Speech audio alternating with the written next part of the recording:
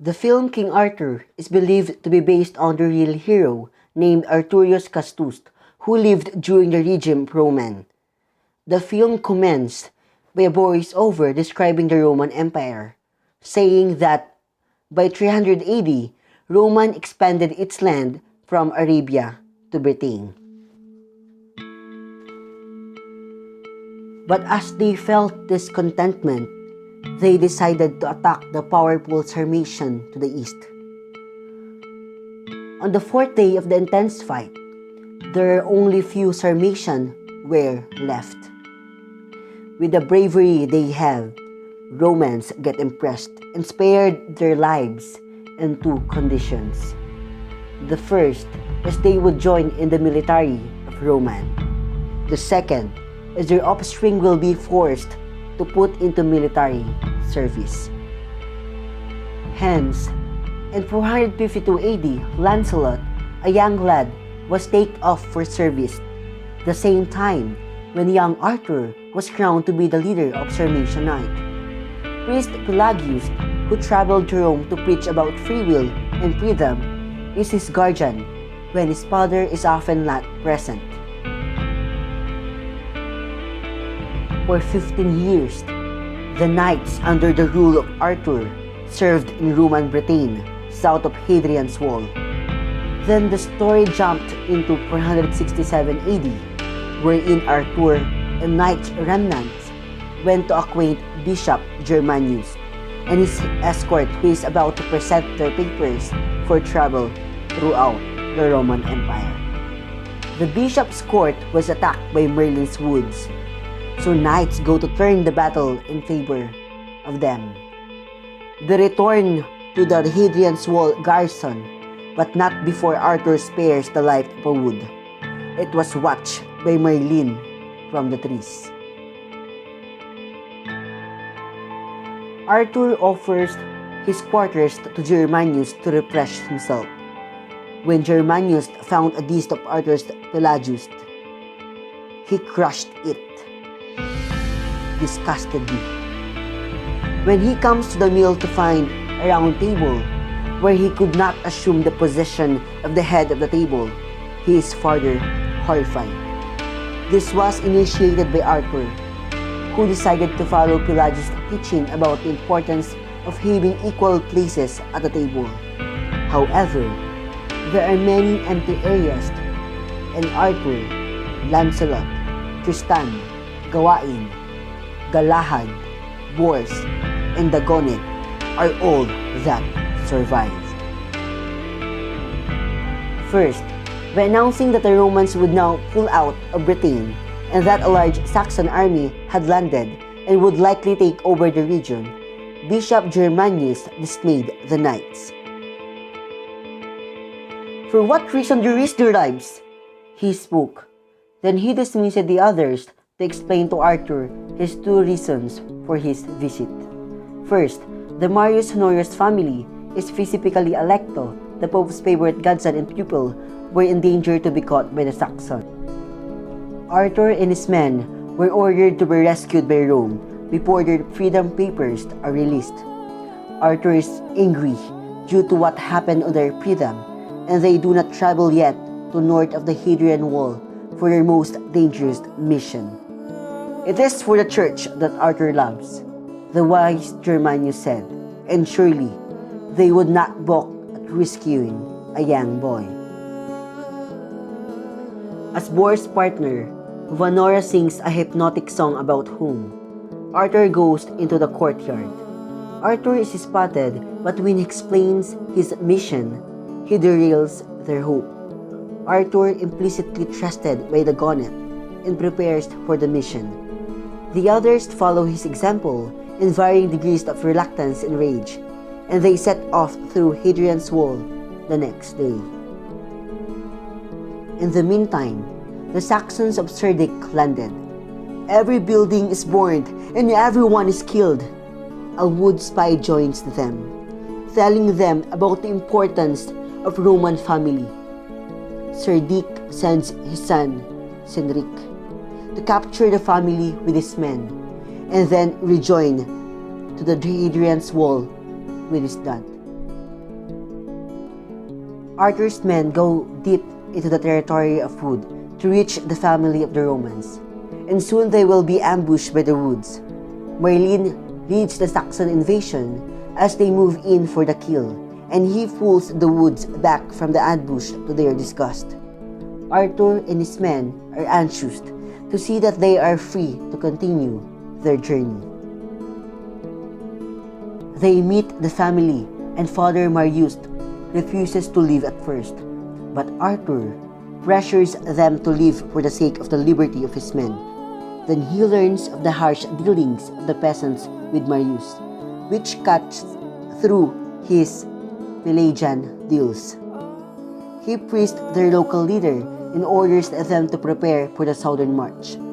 And where Arthur becomes suspicious of a bricked-up building, they're about to leave, listening to the drums of the Saxons.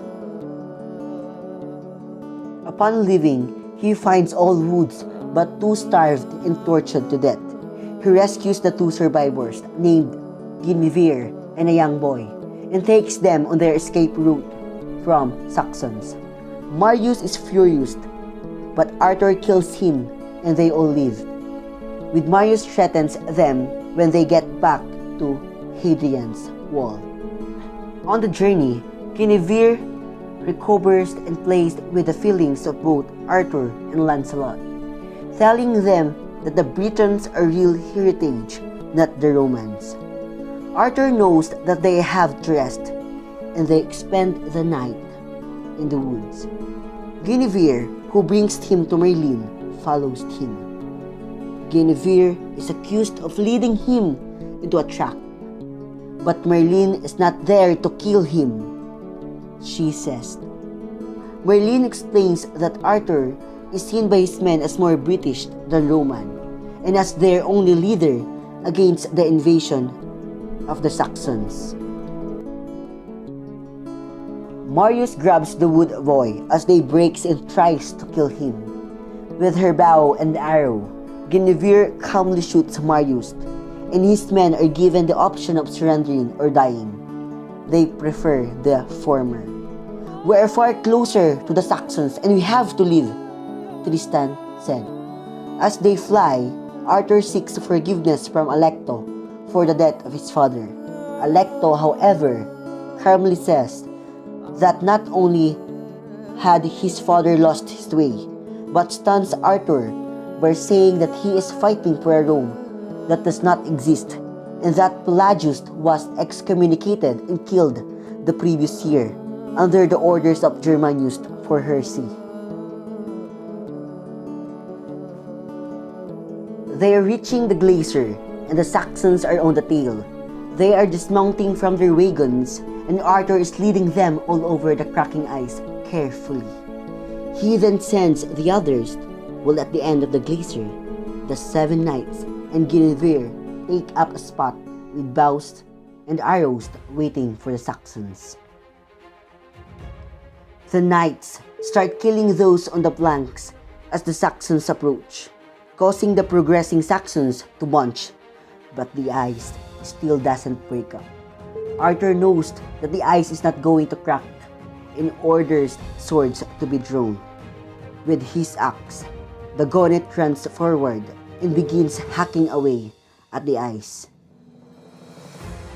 The archers are trying to shield him, but finally, the Saxon arrows get through and he dies just as the ice breaks up with his last blow.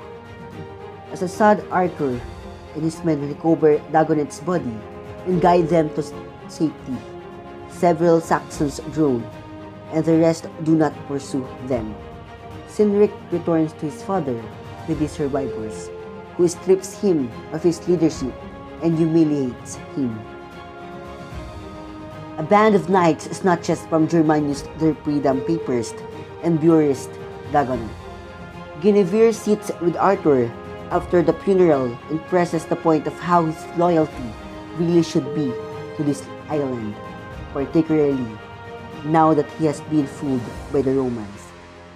Guinevere comes to his bed that night, and as they are making love, Arthur is called to the wall to witness the arrival of the Saxons. Now Arthur is persuaded he now ought to stay. He releases the knights from their loyalty to him, and with Germanus in the Roman garrison, sends them away while he and the villagers are planning their defenses. They are united by Merlin and the wood archers led by Guinevere. Sir Dick is desperate to meet Arthur, and his name is heard all the time since he's landed. Under the umbrella of a truce, he meets him face to face and eventually determines that Arthur is the first man worth killing in this land. Sir Dick watches as the gates to the wall mysteriously open. Arthur goes back behind Hadrian's wall. He sends an advance party of Saxons forward to soften up the men of Arthur. Meanwhile, as the fleeing Romans march away, the horses of the remaining knights are distracted by the sound of the Saxons pounding their drums of the war. The knights look at each other and realize that they have to rejoin Arthur, and it's their own will this time. A combination of the wood archers and the knights alienate the first wave of the Saxons, so Sir Dick leads his remaining men into the final bloody battle. This time, Merlin brings in the big siege engines to support Arthur. Lancelot and Sir Nick killed each other. Sir Dick and Tristan also fought until death, and Cedric died. In the place now known as Badon's Hill, the Saxons were slain. Arthur is devastated by the death of Lancelot and insists that he has let all of them down. But the survivors, named Gawain, Galahad, and Bors, stand by him. Arthur and Guinevere married each other in the final scene, and Arthur is proclaimed king to the pleasure and support of woods and knights.